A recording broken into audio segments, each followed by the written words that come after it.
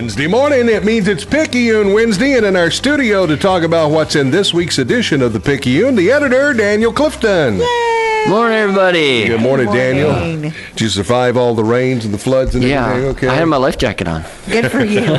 Came to work by boat, but otherwise you're fine. Well, that's Rowing. good.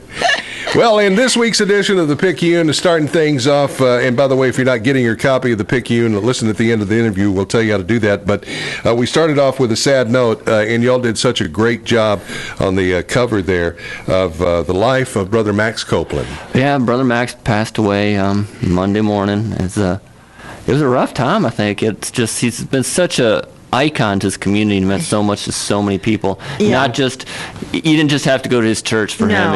He was A huge Marble Falls sports fan. I was just going to say, isn't the gym or the field or something named after him at Marble Falls? High school, the Marble Falls High School gym is the Max Copeland gym, and there's a red chair in each of that one, and then at the stadium, which is dedicated to him. It was always reserved for him. That's right. Yeah. It's neat too. You know, when you hear the phrase "pillar of the community," that Brother Max is definitely the true definition of that. It's just so many people in their lives. And we talked about this on yesterday's show, but he's done some prayers for us here on KBEY. And the last time that I talked to Brother Max, we were talking about death, and I said to him, you know, you're a man of faith. Why are people afraid of death? And he said it's the unknown that people are so afraid of. It's not actually the death. And I said, how about you, Brother Max? Are you afraid of death? He said, no. I know where I'm going. So that was just the kind of guy that he was, and it was just as you said, a pillar of the community, and a great story in the salute in this week's Picayune on the front page there. Wonderful man. He really was.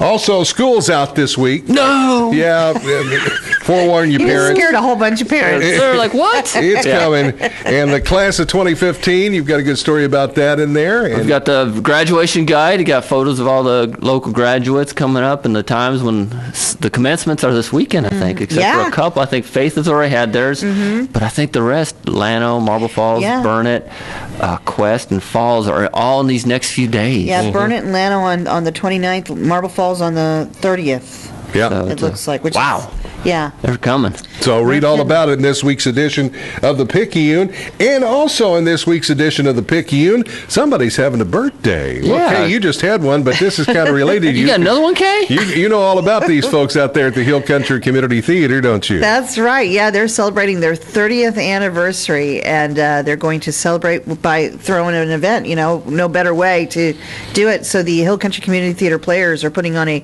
Broadway review in celebration of Hill Country Community Theater's 30th anniversary. Plus, they're going to announce during that the upcoming 30th year season. Oh, okay. What shows are performing? Yeah, what shows are coming up for the next year, the 30th year? The 30th season. You mean you plan ahead for that? You just don't, hey, let's throw this one this weekend. No, a lot of volunteers in the play reading committee work very hard to pick out some great shows, and they've done. From what I hear, this is going to be a great season. There's a great a murder mystery in there, and a couple of great comedies and everything. So it'll be fun. We'll reveal the season during this event. All right. Well, you can read all about that 30th birthday of the Hill Country Community Theater in this week's edition of the Picayune. More great stories in there as well. And if you didn't get yours this morning, tell them how to get that. Well, I'm sorry. You call 830-693-7152, and then to get on that list. Didn't mean to cut you off, Ed. Sorry. That's right. No.